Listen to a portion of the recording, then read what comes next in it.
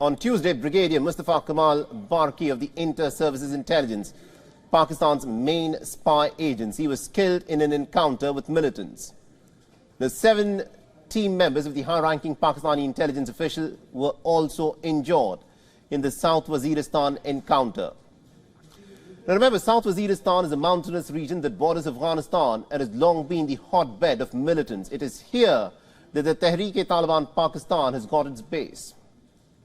Now, the Pakistani military's media wing has said that intense firing was exchanged with militants and 2 of Barki's team members are in a critical condition. The last rites of Brigadier Barki were held yesterday, and Pakistan's President, the Prime Minister and the top military officials attended the funeral. Now, Pakistan has seen a resurgence in terrorist activity since late last year in November. Ever since the Tehreek-e-Taliban Pakistan has declared an all-out war against the Pakistani state as it exists. In the month of January, a deadly bombing of a mosque in the city of Peshawar had killed at least about 100 people, most of whom were police personnel. Now, Peshawar is the capital of Pakistan's Khyber Pakhtunkhwa province. South Waziristan, where Tuesday's encounter happened, is also in the same province. In November, Tehreek-e-Taliban Pakistan had called off a shaky ceasefire that was agreed with the Pakistani government. Now, the armed group has ordered its fighters to attack the Pakistani establishment pretty much anywhere it can. Pakistan has witnessed a surge of terror attacks within Pakistan, and there are those attacks that are also being orchestrated from across the border, following the Taliban takeover of Afghanistan in August 2021. Now remember, pretty much every Afghan government has refused to accept the colonial-era border demarcation, the Durand Line that was drawn way back in 1894 that runs through the mountainous border, splitting the tribes of Khyber Pakhtunkhwa on either side. The border dispute has led to periodic skirmishes and tensions between Pakistan and the Afghan forces.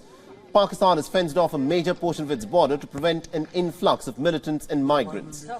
As of now, Pakistan's military has not given any reasons for Brigadier Barki's presence at the border area. No group has taken responsibility for his killing, and the Pakistani military has not named the perpetrators either.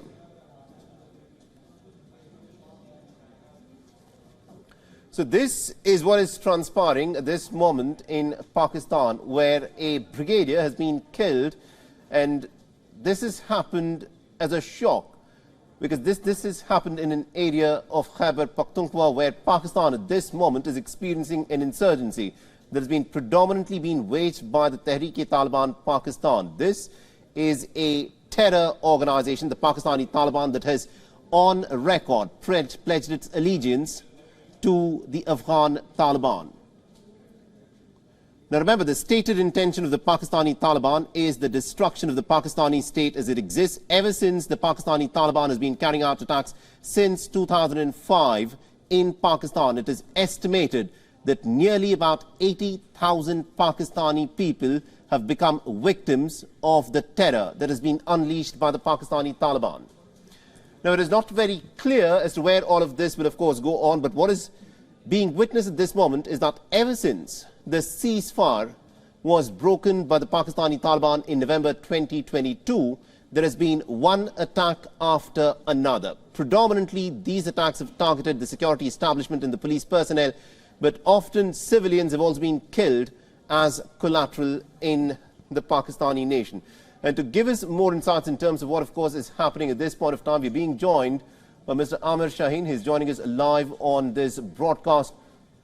Now, Amir, this is a shocking incident that has happened, but considering what is happening in Pakistan at this moment, you know, how does the security establishment in Pakistan go about addressing the serious security crisis that is sweeping through the country?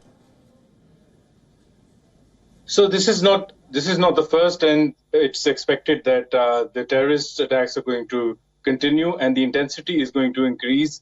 And there are also reports that the terrorist attacks are right now they're against security agencies and intelligence agencies. But the latest threats coming into Pakistan is that the terrorists are now going to start attacking politicians as well. And it's election season in Pakistan. The provincial elections are already late. The federal elections are just around the corner.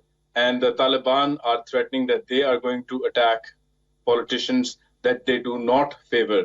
The last attack on the ISI brigadier Mustafa Kamal Barki was, I mean, the information that we have, the information that the whole world has, is through the ISPR. So it's not really clear whether it was an offensive or it was a counter-offensive. But from the wording of what's been told to the rest of the world, it's very clear that the ISI brigadier and his team were doing intelligence work and trying to find out where these militant hideouts are.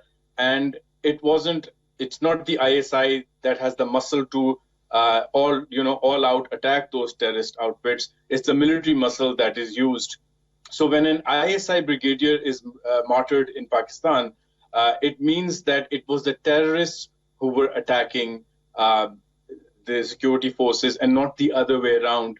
A similar attack happened one day before as well, in which several other soldiers were martyred as well. The brigadier, his driver, was also martyred in the attack. This brigadier had a really good reputation of going after the TTP and other miscreants in the area. Absolutely, indeed, Ahmed. Now, very quickly, because we're short of time, the question that I want to ask you is, how is the Pakistani state trying to address this serious problem of security in the country, where Pakistan has been witnessing one attack after another ever since the TTP has declared an all-out war on the Pakistani state? With great difficulty, because what's happening on the political front right now is that the courts are kind of forcing and almost they're going to start penalizing the government if they do not hold elections. Whereas the Election Commission of Pakistan and the security agencies are saying that they cannot, in this kind of scenario, in this state of affairs pertaining to the security situation in Pakistan, they cannot hold elections during these times, these tumultuous times.